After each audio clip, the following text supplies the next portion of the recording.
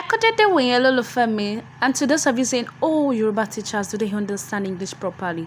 Not Miss Yewande. Miss Yewande, ọmọ mi ò gbọ́ nǹkankan, kò gbọ́ pa, kò gbọ́ po. Èmi yẹ́ gan mi kí n bá sọ signing. Miss Yewande, my daughter or my child get bored easily.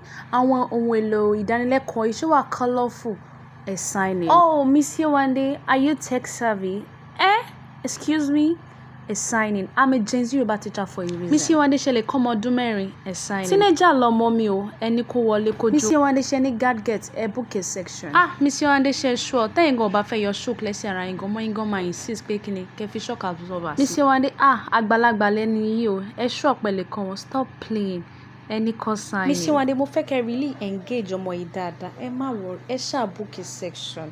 Miss Yewande is relatable. Ọmọ mi yìí like orin gan, ẹ má worry, ṣó lórin ni àforin kọ.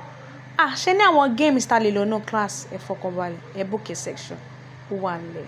See you in class.